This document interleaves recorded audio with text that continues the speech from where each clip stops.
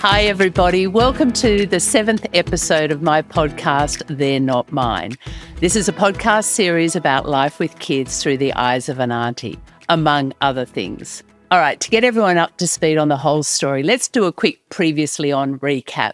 I now have 2 nieces and 1 nephew. This brings a whole new dynamic to visits to public bathrooms. Annie is growing up fast. Ayla is fiercely determined. And Caden, well, he curiously observes absolutely everything. All right, let's get on with the story. So you may remember in the last episode, I introduced Caden, and I actually jumped forward a little bit and shared some of the early adventures I had with Caden and Ayla when they were really young, particularly around the appreciation of fine art. I also, at the end of that episode, introduced a new member to our family. So what I'd like to do now is actually go back in time about 3 months before Caden was born. So bear with me. I don't want to be jumping back and forth, but I really want to give each kid their own moment in time. So it's around August 2007, and my whole family has gone away for a long weekend to Port Stephens. Now, Port Stephens is about 2.5 hours north of Sydney. Gorgeous place on the coast. Oh, crikey, here I am pushing New South Wales tourism. Anyway, great place, and the whole family's together. Now, this came about through Mum was on a bit of a roll. We'd had a family holiday a couple of years earlier in the Blue Mountains, and she was really pushing to get another family get-together. And her hints were relentless, and sure enough, here we finally were. So, sleeping arrangements.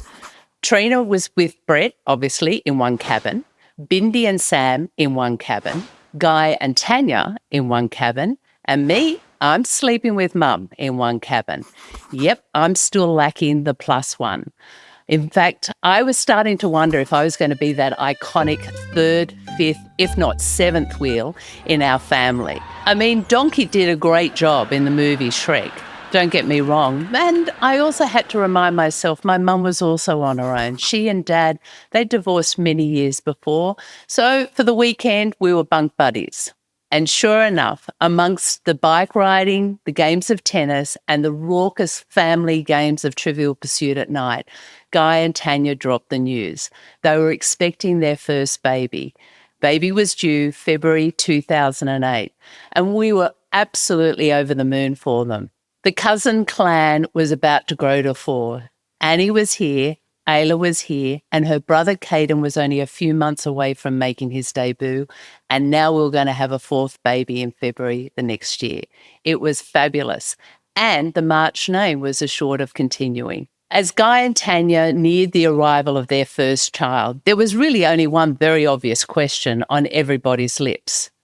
Will Guy survive the birth of his first child? Remember my brother's wonderfully sensitive gag reflex? I mean, he would dry reach at the word custard. As they neared the date, Tanya became shockingly ill one night and Guy had to rush her to the hospital. Was it the baby saying, "Ready or not, here I come"? No, it was lasagna from a tried and tested Italian restaurant saying, "Ready or not, here I come." Tanya had the worst case of food poisoning. So here she is in the hospital room. She's hooked to an IV and throwing up in the bathroom and calling for my brother's help. And where was my brother? Oh, he's in the corridor, eyes weeping from dry retching, pointing to his wife in the hospital room and calling for help from anybody who resembled medical staff. And his cries, no, screams of help were along the lines of, "Somebody, anybody, my wife is being sick." Guy, it went something like that, didn't it?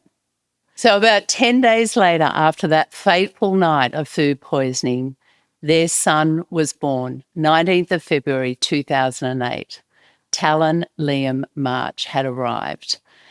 And yes, my brother survived the birth. He got the thumbs up. Like the other kids, Talon was absolutely gorgeous as a newborn. He had beautiful blue eyes and fair skin and that March reddish hair. Okay, here's a few things about Talon when he was young. Number 1, Tal only ate white food. Okay, that was a bit of a general statement, but remember the list, what parents would hand over as they'd leave their child with you for the weekend? Well, for Tal, it was extensive. Thank God for Tanya. She was really detailed, didn't leave any question unanswered. And a lot of it was tied to his food allergies. And, most of those foods he could eat were white. 2, he had a favourite sitting position.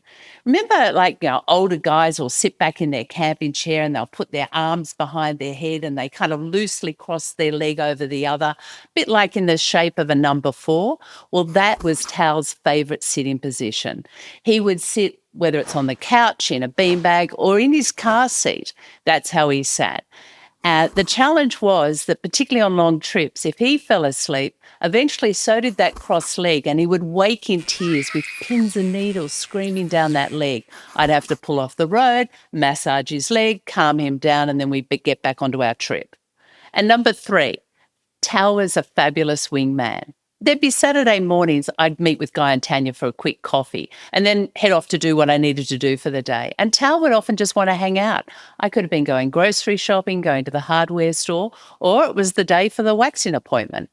He would join me when I'd go and visit Noni on the coast in the nursing home. And I remember on one particular day we arrived and he was reluctant to go in her room. And it was interesting. It was probably about 2 weeks before she passed.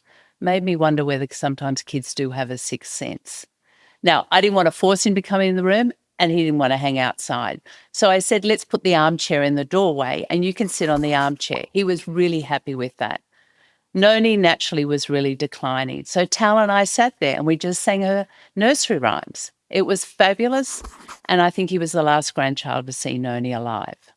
On these sorts of days, it was hard not to wonder who'd look after me as I got older, particularly if I had no kids. I remember there was one visit and I had actually taken Ayla and Caden with me, and this was months earlier. And while sitting around the bed with Noni, I turned to the kids and said, if Aunty Tan ends up living in a place like this, would you come and visit me? Well, Ayla was great. She dived in straight away and said, well, yes, Aunty Tan, but not every week. I thought, fair enough. Caden was thinking about it. And Caden eventually said, well, yes, Aunty Tan, but not at breakfast time. This place stinks in the mornings. I thought the kid has a point. Okay, let's talk about sleepovers. Like the other kids, Tal would have sleepovers at my place. I think he might have been 7 months old the first time he stayed over for the weekend. And it was seamless. It was easy. It was a piece of cake. And I thought, I've got this. Little did I know the kid had lulled me into a false sense of security. In fact, I remember one sleepover with Tal. He was maybe not quite 2. Let's call this the negotiation sleepover. It started well, really well. Now, remember, Tal with his food, he had allergies, and at times that created apprehension for him to eat. Trust me, this wasn't a case of here comes the aeroplane or only 3 more mouthfuls to go. That never worked. There was no negotiation with this kid. So when it came to dinner time for this particular sleepover, I knew I had to do something different. So I built a construction site in the living room on a large beach towel. So I laid out his toy cars, his dump truck, and he had a crane that he brought over that you could wind up the bucket to the top. We both sat on the floor. We both had our dinners in front of us, and I took a spoonful of his food, put it in the back of the dump truck, pushed the dump truck to the crane, spooned the food into the bucket, wound the bucket up, took food out of the bucket and put it in his mouth. I clapped and cheered. I did it again. Food into the back of the dump truck, wheeled it over to the crane, food into the bucket, wound the bucket up, took the food out of the bucket, put it in his mouth. I clapped and cheered. This time he clapped and cheered. After 2 or 3 times, he had mashed potato oozing out of the sides of his mouth. We both ate our meals. It was a fantastic construction site banquet. Look, I felt for Guy and Tanya in those early days, the struggles of feeding Tal sometimes. And maybe that's something that aunties have, the luxury of time. But this is going well, really well. Next was bath time. I filled the bath with plenty of bubbles and heaps of Tupperware containers. Tal loved playing with the Tupperware. He gave me bubble cups of tea, bubble meat pies. It was fantastic. Great to watch the creativity at play, and pulled him out when his hands started to turn wrinkly. Now it's bedtime. Tal went straight into the cot with his bottle of milk and he went down really easily. As I descended the stairs, I felt like the local rugby team running off the field at halftime. They were up on the scoreboard and everyone's feeling positive. I tell you, I was basking in my success. I thought this is going really well until I heard the first cry. I thought, uh-oh, this game's far from over. Up the stairs I went, picked him up, calmed him down, put him back down in the cot and said, Aunty Tan is here, time to go to sleep. I went back down the stairs. The crying continued. Back up the stairs. Picked him up again. Aunty Tan's here. It's time to go to sleep. Soothed him, put him back down. Back down the stairs. I'm feeling like I'm trying to take the ball up and I'm not making any ground. The cries started to escalate to screams. So back up the stairs I went. This time he is standing in his cot and he's holding Man. Now, most of you don't know who Man is, except my family. Man is a 7-8-inch knitted woolen doll in the colours of blue and gold and pretty well went everywhere with him, and particularly at bedtime. Now, Tal's face was as red as his hair, and his hair was ablaze, and the kid, in all the tears, was now blowing snot bubbles. As he would scream, a bubble would blow out of his nose, and he'd take a breath, it'd suck back in. I'm thinking, oh my God, this is no longer going well. I picked him up, I washed his face, I calmed him down. His breathing started to subside, and I laid him back down. I walked out, down the stairs, and as I hit the bottom step, I heard the words, I go home. This is no longer going well. Oh, crap. He repeated this phrase over and over and over again. The words were punching out of his little body. I want my mum. I go home. I want my dad. Look, you know exactly what I'm talking about. We've all witnessed either in the family or the community or watched that poor unfortunate parent in the shopping centre. And you can't help but kind of laugh. It can be funny. I mean, imagine if we adults behaved like that in something like a HR meeting. I want my mum. I go home. I mean, it's hysterical. And I got to be honest, I was trying not to take this personally. I mean, we just had a great construction site banquet. We'd enjoyed bubble meat pies and bubble cups of tea. I mean, come on, kid, didn't you want to be with me? I knew I had to change tactics. So I pulled his cot into the doorway of the bedroom. I sat on the landing of the top step, no more than 3 feet from him, and I looked him in the eye. And I said to him, Mummy and Daddy are out having a very nice dinner. They've probably had a couple of glasses of wine and they won't be able to drive and come and pick you up.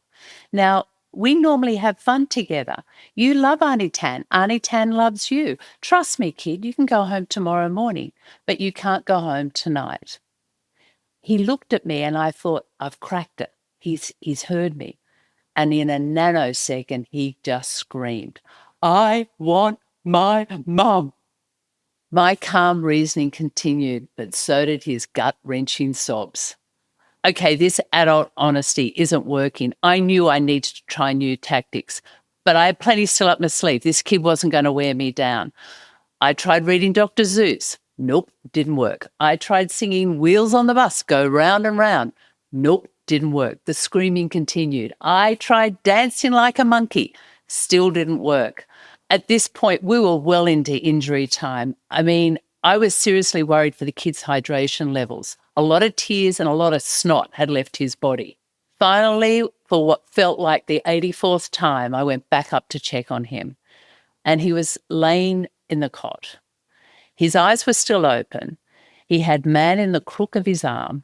He was playing with the elastics on his wrist. And you know when kids do that heavy laboured, nearly like a self-soothing breathing, that and each time it was quieter and calmer. And I just spoke to him softly and patted him until his eyes closed. He finally went to sleep.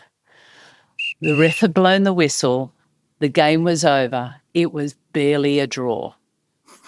Look, some days were more challenging as Aunty Tan than others. I mean, Any parent or guardian will know you take the good, the bad, and the ugly. But I have to tell you, even though these kids weren't mine, I loved them like they were my own. I remember the next morning waving Guy and Talon off. And as I walked back upstairs, I felt exhausted but happy. As I entered my apartment, I was caught off guard. There was a bib of Talon's left hanging on the back of the chair. And I picked it up and I just sat on the ground and cried. This feeling of wanting my own child just wasn't going away. That said, I wanted to focus on what was in front of me. I had Annie, Ayla, Caden, and now Talon. What more could an auntie want? Actually, before I wrap up this episode, I just want to take 2 more minutes to tell another Talon story of him being my ultimate wingman. It was the day I had to sprinkle the ashes of my boxer dog, Jack. Now, Jack had actually died house moves prior, but I never knew what to do with him, so his wooden box urn remained behind the bath towels in the linen closet. Now I'm doing a big move, and I've worked out I'm going to take him to the favourite bush track in the southern part of Sydney where we used to run. I shared the plans with Guy and Tanya, and I asked if Tal could join me, and they were supportive, but we had an agreed story, and it was this. The ashes were actually Jack's toys, and they had to be burnt so we could sprinkle them, and they would go to heaven, and Jack would be able to play with them in heaven. All right, everyone on board. The day's arrived, Tal's in his car seat, usual seating position, leg position like the number 4, and he's holding the wooden box urn. We pull up to what I remembered to being a fairly rough bush track. But no, over the years, it had been changed into a full paved thoroughfare, and there was landscaping, and it felt like family day out in Sydney. There were people everywhere, families, people walking dogs, and I immediately think as I'm walking down, how the hell am I going to do this discreetly? Tal and I eventually found a quiet place just off the track. And I thought it was one that was safe, and I would ensure that if there'd been a gust of wind, some poor innocent family walking past wouldn't be wearing my dead dog's ashes. So the unorthodox ceremony began. One tiny problem. The ashes had gone hard. I'm talking rock hard. Nothing was coming out. And as time was ticking by, we now had a second problem. People were starting to notice. And I'm thinking that they're thinking, oh, look at that poor woman with her son. I wonder how the husband died. I thought, this is not going according to plan. So Tal and I then had to look around for sticks and use them to shovel my dog's ashes out of the box. This was like a Mr. Bean sketch. We were trying to have a sentimental moment and everything was going wrong. As the last of his ashes came out of the box, there was no time for a eulogy. We just fled for the car. After about 45 minutes, we arrived home and Tal walks in announcing to his mum and dad he wants to keep the box so he can keep his special toys in there, just like Jack had done. Tanya looked at Tal and with one sharp look at me, motioned, kill the box. Message received loud and clear. 20 minutes later, it was in the trash. Thanks for the memories, Jack. It was never boring with Talon in tow. But not long from now, Tal would luck out with a new buddy in tow, only a couple of steps behind, like a charismatic, pint-sized Tom Holland with red hair. But that story's for the next episode. I really hope you can join me for episode 8 of They're Not Mine.